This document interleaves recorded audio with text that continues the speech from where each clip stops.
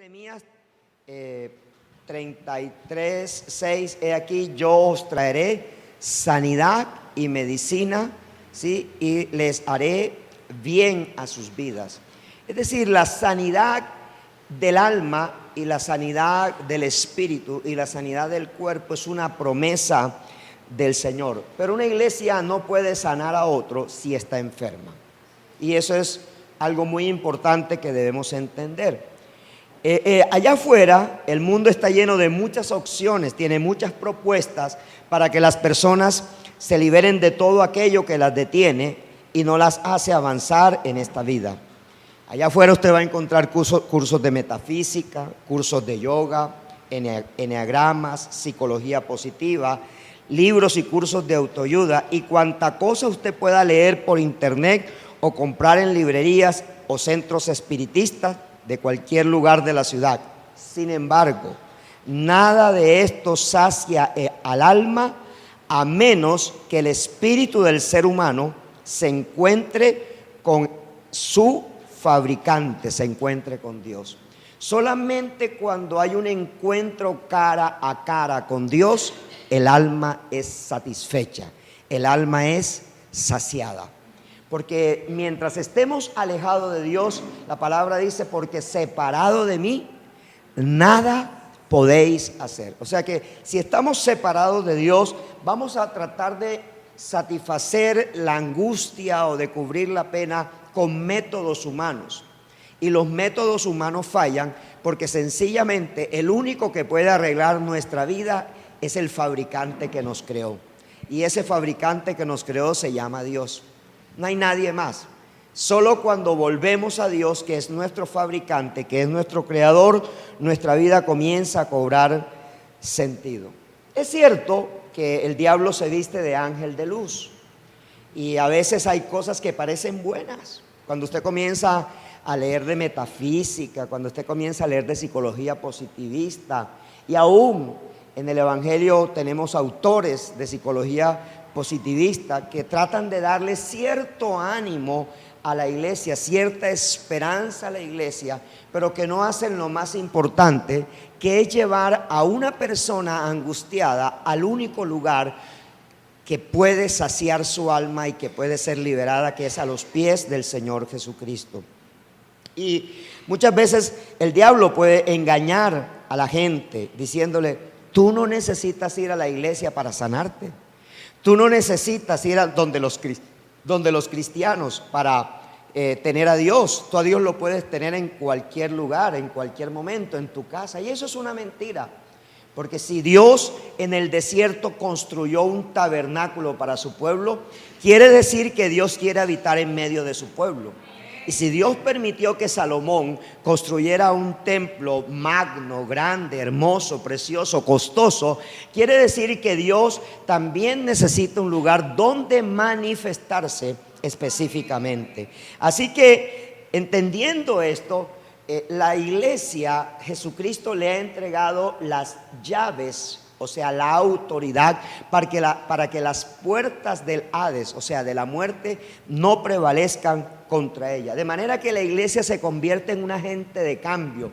Usted es un agente de cambio, usted es un embajador de Jesucristo, usted es un colaborador de Dios. Cada una de las personas que nos congregamos en un lugar llamado iglesia local, nos convertimos en colaboradores de Dios, nos convertimos en embajadores de Dios porque representamos al reino de los cielos, pero tenemos un sello especial, ser agentes de cambio. Aquí en el texto de Mateo capítulo 5, versículo 13 al 16, el Señor nos comienza a instruir. Él está hablando en el Sermón del Monte, ese es el famoso Sermón del Monte, y está terminando esas instrucciones del Sermón del Monte, y ahí el Señor quiere instruir a sus discípulos acerca de lo que qué hacer con el evangelio que Él nos ha entregado. ¿Qué debemos hacer nosotros con ese evangelio? ¿Cómo nosotros podemos mostrar que el evangelio ha cambiado nuestra vida? Y hay solamente dos maneras de mostrarla. Primero, siendo sal, y segundo, siendo luz.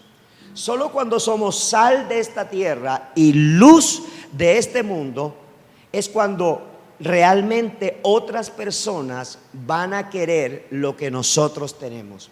Mira que el versículo 16 dice: así alumbre vuestra luz delante de los hombres, para que vean vuestras buenas obras y glorifiquen a vuestro Padre que está en los cielos. Santiago dice: la fe sin obra es muerta. Muéstrame tus obras y yo te diré qué fe tienes. Y no se trata de hacer obras de caridad, es parte, porque estamos llamados a hacer buenas obras, es parte. Pero aquí se trata de: muéstrame cómo es tu conducta, muéstrame qué es lo que tú sabes hacer, muéstrame al Cristo que está dentro de nosotros. Entonces yo voy a seguir al Cristo que me habla la Biblia. O sea, si yo no puedo mostrar al Cristo que vive en mí, la gente no puede seguir al Cristo que está en la Biblia. No sé si usted lo puede captar. O sea, porque es más fácil decirle a la gente: no me mire a mí, mire a Dios. Pero tristemente la gente inicialmente, para seguir a Dios, me tiene que mirar a mí. Por eso el apóstol Pablo dice: sed imitadores de mí, como yo de Cristo. Entonces, el primer plano es que la primera carta de presentación de Jesús no es la palabra de Dios. La primera carta de presentación de Jesús es mis buenas obras, mi conducta.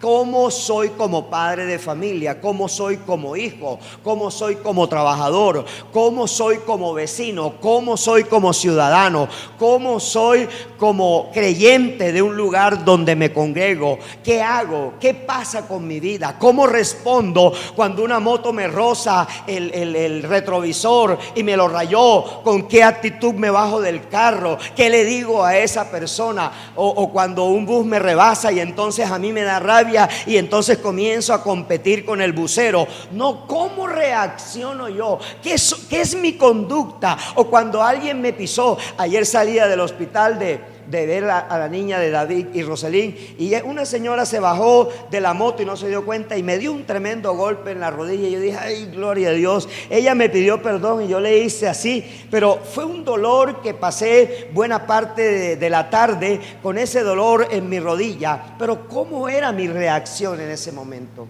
Entonces a veces nosotros queremos decir: oh, somos cristianos, oh, yo voy a la iglesia, oh, yo me congrego en centro bíblico, como para hacer sorprender a la gente, pero nuestra conducta es errada allá afuera. Hacemos negocios que perjudican a la gente. Muchas veces como empresarios no somos justos pagándole a la gente. Muchas veces como empleados entonces no trabajamos las horas correctas, no damos el rendimiento que tenemos que dar. Y eso es la Biblia que la gente lee. Esa es la Biblia que la gente lee. Y muchas veces nuestras bendiciones no bendicen a otras personas. A veces las bendiciones solamente son para nosotros. Y la gente está viendo todo eso. Cuando tú le gritas a tu hijo regañándolo y los vecinos lo escuchan, o cuando tu esposo gritas a tu esposa y los vecinos lo escuchan, o cuando tu esposa le respondes a tu esposo y los vecinos te escuchan, ¿cómo pretendes luego ir allá a donde tu vecino decirle: Cristo te ama, oh, yo tengo una gran relación con Cristo, cuando lo que él ha escuchado es otro evangelio distinto? Por eso Santiago dice: la fe sin obras es muerta. Entonces tomamos créditos, no los pagamos, nos descuidamos, pagamos los arriendos atrasados, nos descuidamos en muchas cosas, y la fe sin obra es muerta. Entonces es importante entender que somos sal y luz para el mundo. Somos eso, pero tengo que representarlo. Todo lo que yo toque debe quedar salado. La sal se usaba para preservar, porque no había nevera, no había refrigerador. Y la luz siempre ha representado a Dios. La luz siempre ha dado una imagen de quién es Dios. Entonces, estos elementos, que son elementos simbólicos, representan a la iglesia. Cuando Jesús caminó sobre esta tierra, Él enseñó dos verdades que son como dos pilares o fundamentos contundentes acerca de lo que la iglesia debe hacer para convertirse en sal y luz. dos fundamentos para que la iglesia se convierta en sal y luz e impacte al mundo con su testimonio, a fin de que las personas, al observar el cumplimiento de esos dos grandes mandatos en cada creyente, puedan conocer a Dios y dar gloria y honra a su nombre. Esos dos mandatos son el gran mandamiento y la gran comisión. El gran mandamiento y la gran comisión son como dos faros de luz. Dos faros de luz por medio del cual la gente del mundo mira a la iglesia. Y vamos a ver qué implica esos dos mandatos. Y miremos el primer mandato que se convierte en el gran mandamiento. Está en Mateo capítulo 22 de Mateo, versículos 34 al 39. Vayamos a Mateo capítulo 22, del versículo 34 al versículo 39. Entonces los fariseos, oyendo que había hecho callar a los saduceos, se juntaron a una, y uno de ellos, intérprete de la ley, preguntó por tentarle, diciendo: Maestro, ¿cuál es el gran mandamiento en la ley? Y Jesús le dijo: amarás al Señor tu Dios con todo tu corazón y con toda tu alma y con toda tu mente. Este es el primero y grande mandamiento. Y el segundo es semejante: amarás a tu prójimo como a ti mismo. De estos dos mandamientos depende toda la ley y los profetas. De estos dos mandamientos depende toda la ley y los profetas. ¿Qué implica el gran mandamiento? Lo primero que implica el gran mandamiento es que el amor es la fuente que mueve a Dios. El amor es la fuente que mueve a Dios. Dios se mueve basado en el amor. Dios se mueve, todo lo que Dios hace y todo lo que Dios ha hecho, todo ha sido basado en el amor. En Juan capítulo 3, versículo 16, Juan capítulo 3, versículo 16, la escritura dice algo que es muy contundente. Se le conoce ese versículo como el ombligo de la Biblia. Juan 3, 16 dice: porque de tal manera amó Dios al mundo, que ha dado a su Hijo unigénito, para que todo aquel que en él cree no se pierda, mas tenga vida eterna. Porque de tal manera amó Dios al mundo, que ha dado a su Hijo unigénito, para que todo aquel que en él cree no se pierda, mas tenga vida eterna. Entonces hay algo muy contundente, es que como el amor es la fuente que mueve a Dios, fuimos creados por su puro amor. O sea, todo, le decía ahorita, todo lo que Dios hace es por el puro amor. ¿Por qué nos creó? ¿Por qué después de haber creado toda la naturaleza, haber creado lo vegetal, haber creado lo animal, por qué al final de todo eso haber separado la noche del día, haber hecho las grandes lumbreras? ¿Por qué después de todo eso Dios decide crearnos a nosotros? Porque desde antes de hacernos ya nos había amado. Desde antes de habernos creado ya Él nos había amado. Y también basado en esa fuente de amor, a pesar de que pecamos, allá en Génesis capítulo 3 dice que nosotros pecamos, que a través de Eva y a través de Adán se rompió el pacto de no comer del fruto del árbol que Dios había prohibido. Entonces Dios hace algo muy interesante por amor, y es disciplinarnos. La disciplina es parte del amor de Dios. Las pruebas es parte del amor de Dios. A ningún hijo le gusta la disciplina. Pero la disciplina, aunque en un principio parece maluquita, parece fea, es necesaria para nuestra edificación y sobre todo para demostrar que realmente tenemos un Padre que nos ama, porque el Padre que ama disciplina a su Hijo, dice la Escritura. Y hay otro aspecto que tiene esa fuente del amor de Dios, y es que hemos sido salvados o fuimos salvados por el puro afecto de su amor. Romanos capítulo 5, versículo 8 dice de la siguiente manera. Romanos capítulo 5, versículo 8 dice: mas Dios muestra su amor para con nosotros en que siendo aún pecadores, Cristo murió por nosotros. Imagínense, Cristo no tenía que morir por nosotros, porque Él no era pecador y porque Él no representaba al hombre pecador. Él sencillamente tomó tu lugar y tomó el mío por el puro amor de Dios. Todo lo que nosotros recibimos, estar congregados hoy en este lugar, es por el puro amor de Dios. Descansar en la noche, dormir bien, comer bien, tener un alimento en la mesa, todo es por el puro amor del Señor. Los hijos que tenemos es el resultado del puro amor de Dios. Educar a nuestros hijos, la casa que podemos comprar para vivir, el carro en donde nos podemos movilizar, tener para el transporte, tener para la gasolina, tener para comprar vestido, tener para regalarle a otras personas, tener para bendecir a otras personas. Todo es producto del amor de Dios, porque el amor de Dios es la fuente que lo mueve a Él. Pero también, como segundo, el amor debe ser la fuente que nos tiene que mover a nosotros. O sea, Jesús dijo: amarás al Señor tu Dios, pero también dice: amarás a tu prójimo como tú te amas. O sea que así como tú te amas, tú tienes que amar a tu prójimo. Y es lo que realmente a la iglesia le cuesta trabajo.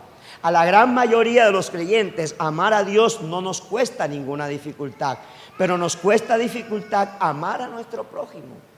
Mire, hágase una sencilla pero confrontativa pregunta.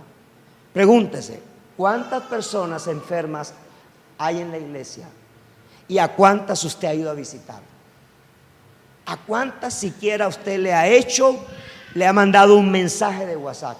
¿Con cuántas siquiera usted se ha pasado una tarde?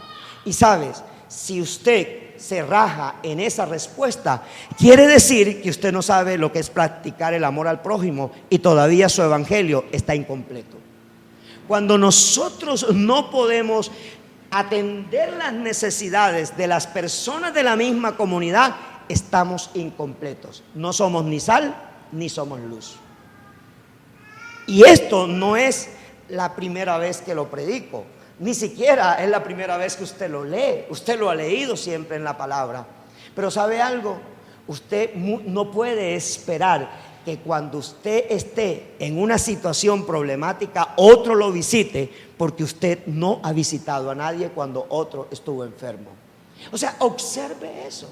Observe si usted ha ido a visitar a Lucía. Observe si usted ha ido a visitar a Dani. Observe si usted ha ido a visitar a Mara Paola. Observe si usted ha ido a visitar a Giomar.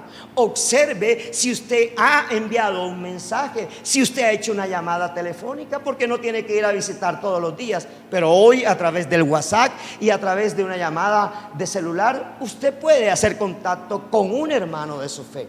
Pero yo le garantizo que si fuera su mamá o fuera su papá, todos los días estuviera allá. Todos los días estaría en la clínica, todos los días estaría en ese lugar. Mire, cosas tan sencillas. Roselín y David tuvieron un bebé. ¿Cuánto nos movimos para estar en ese hospital a una persona que casi muere por el tema de preeclampsia? Son cositas sencillas. Cositas sencillas que no nos mueven todavía, porque nos falta ser practicante del amor de Dios, porque tenemos el amor dentro de nosotros, pero realmente no lo hemos valorado. Y número 3, el amor es el fundamento de la vida cristiana. Vayamos a 1 Corintios capítulo 13. 1 Corintios capítulo 13. Si yo hablase lenguas humanas y angélicas y no tengo amor, vengo a ser como metal que resuena o címbalo que retiñe. Y si tuviese profecía y entendiese todos los misterios y toda ciencia, y tuviese toda la fe, de tal manera que trasladase los montes, y no tengo amor, nada soy. Y si repartiese todos mis bienes para dar de comer a los pobres, y si entregase mi cuerpo para ser quemado y no tengo amor, de nada me sirve. El amor es sufrido, es benigno, el amor no tiene envidia, el amor no es jactancioso, no se envanece, no hace nada indebido, no busca lo suyo, no se irrita, no guarda rencor, no se goza de la injusticia, mas se goza de la verdad. Todo lo sufre, todo lo cree, todo lo espera, todo lo soporta. El amor nunca deja de ser, pero las profecías se acabarán y cesarán las lenguas y la ciencia acabará, porque en parte conocemos y en parte profetizamos. Mas cuando venga lo perfecto, entonces lo que es en parte se acabará. Cuando yo era niño, hablaba como niño, pensaba como niño, juzgaba como niño. Mas cuando ya fui hombre, dejé lo que era de niño, y ahora vemos por espejo oscuramente, mas entonces veremos cara a cara. Ahora conozco en parte, pero entonces conoceré como fui conocido. Y ahora permanecen la fe, la esperanza y el amor, estos tres, pero el mayor de ellos es el amor. ¿Cuál es el valor cristiano más importante? El amor. Entonces Jesús unió y lo puso casi que en la misma igualdad, amar a Dios que amar al prójimo. Dice, pero igual de importante es: amarás a tu prójimo como a ti mismo. Y nosotros en la iglesia tenemos los combos de la red Abraham, los combos de la red Génesis, los combos de la red juvenil, los combos de la alabanza, los combos de tal o cual. Y esos combos dañan el propósito del Señor. Son combos que dañan el propósito del Señor. Lo próximo que va a suceder en esta iglesia es que el tema de redes va a terminar. El concepto de redes va a terminar. Vamos a trabajar bajo un modelo del amor. Vamos a trabajar bajo un modelo en el cual realmente el amor va a ser lo que va a prevalecer en nuestra iglesia. El amor es el fundamento de la vida cristiana. Si no hay amor hacia Dios y hacia el prójimo, no hemos conocido verdaderamente a Dios. Sin amor, todas nuestras buenas acciones no son más que ruidos que no sorprende a Dios ni le hace moverse a favor de nuestras buenas obras. Pablo lo expresa de manera cruel: somos como címbalos que suenan o como tapas lanzadas al piso que no produce ninguna nota musical. Compartimos de Cristo porque somos el resultado de su amor. Servimos a nuestros consiervos en Cristo porque los amamos. Somos generosos con el sostenimiento de la obra de Dios porque amamos a Dios y a nuestros pastores. No cesamos de hacer buenas obras a los demás porque el amor de Cristo nos constriñe, como dice 2 Corintios 5:14. Quien ama a Dios no deja de hablar de su Salvador, pero quien ama a Dios no deja de servirle a su hermano en la fe y al que no es hermano en la fe. Quien ama a Dios es generoso con su tiempo, con su dinero, con acciones, con la familia, con la iglesia, con la gente del mundo y con todo el que le demande su tiempo, porque al final el amor es el único que cubre multitud de faltas, multitud de errores, multitud de pecados. Es lo único que hace el amor. Entonces, el primer pilar de la iglesia se llama el amor a Dios, el amor al prójimo y el amor a mí mismo. Y el segundo pilar se llama la gran comisión. Mateo capítulo 28, Mateo capítulo 28, versículos 18 al 20. Y dice la escritura: y Jesús se acercó y les habló diciendo: toda potestad me es dada en el cielo y en la tierra. Por tanto, id y haced discípulos a todas las naciones, bautizándolos en el nombre del Padre y del Hijo y del Espíritu Santo, enseñándoles que guarden todas las cosas que os he mandado. Y aquí yo estoy con vosotros todos los días hasta el fin del mundo. Entonces, el siguiente fundamento, el de la gran comisión, es resultante del amor. Es resultante del amor. El mandamiento o el mandato de la gran comisión no es una tarea, es un propósito. No es una tarea, es un propósito. Esta demanda de la gran comisión implica cumplir a cabalidad aquello que está en el corazón de Dios. Y observe esto, que en el Salmo 2, 7 al 8, el Padre le dice al Hijo: yo publicaré el decreto. Jehová me ha dicho: mi hijo eres tú, yo te engendré hoy.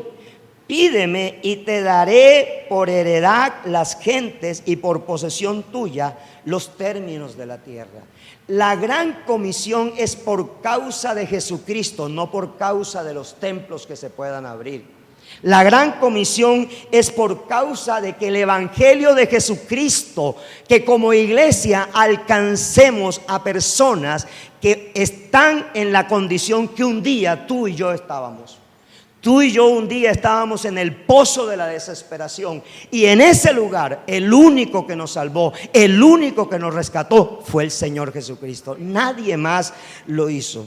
Jesús hace una declaración previa a la gran comisión. Es encargarle a sus discípulos, antes de encargarle a sus discípulos que la vayan a cumplir, le dice: toda potestad me ha sido dada en los cielos y en la tierra. Esta autoridad fue ganada al vencer la muerte con su resurrección. Cuando Jesús venció la muerte, la autoridad de los cielos y la autoridad de la tierra le pertenecen a Él. Y Él lo que hace es delegársela a la iglesia. ¿Sabe para qué son las buenas obras? Para que la autoridad de Cristo se active.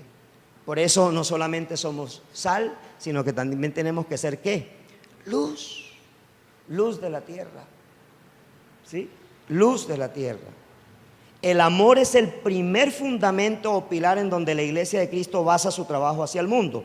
Pero la gran comisión es el riel en donde es activado el tren del amor. O sea, el amor rueda sobre el riel de la gran comisión. Cuando hay amor, ese riel resiste el tren del amor. Porque nosotros vamos a ganar al mundo con amor. Nosotros vamos a ganar al mundo con las buenas obras. Nosotros vamos a ganar al mundo con el testimonio. Evangelizar es lo más fácil del mundo cuando yo tengo disposición y compromiso. Eso es lo más fácil de hacer. La gente en este mundo está desesperada. La gente está a punto, mucha gente está a punto de suicidarse y está necesitando una palabra de Dios. Está necesitando un hijo de Dios que se acerque a ella o a él. Pero nosotros nos quedamos quietecitos. Hacemos un grupo con la misma gente y pasan meses y meses y años y años y años y es la misma gente.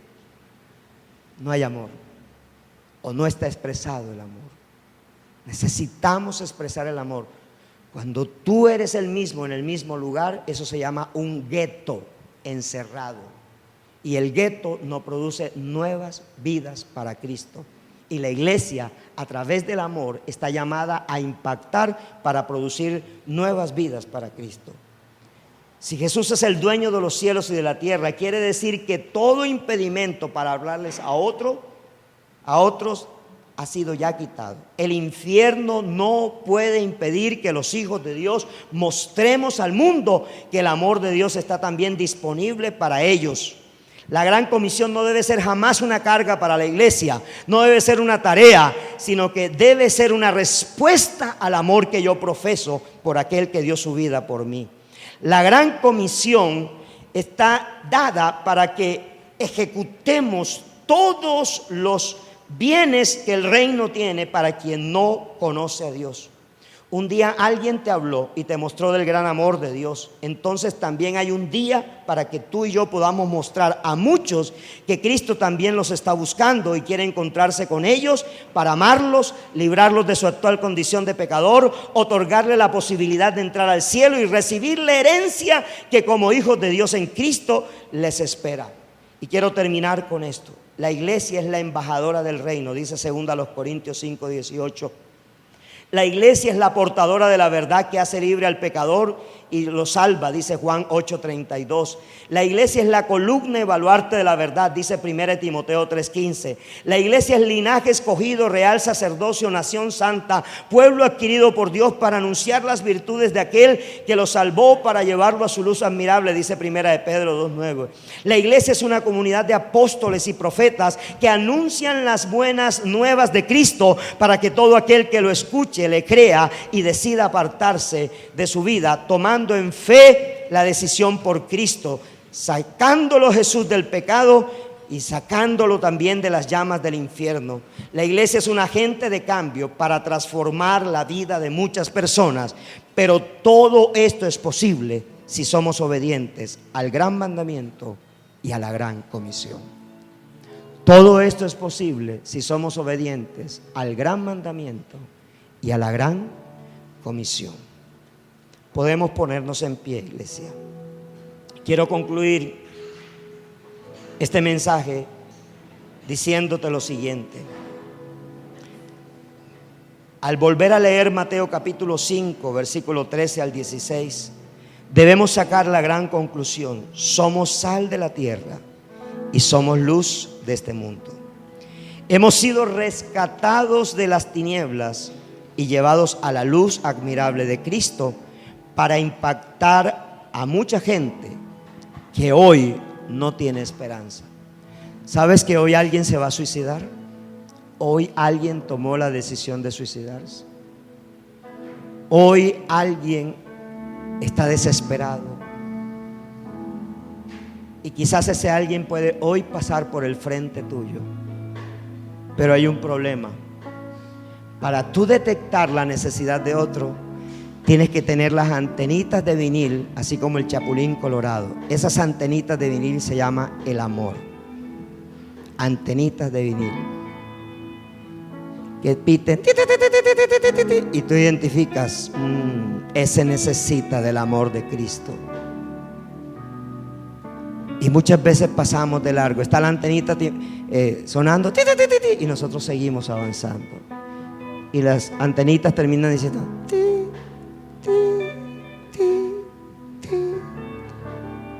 porque no somos sensibles a la necesidad.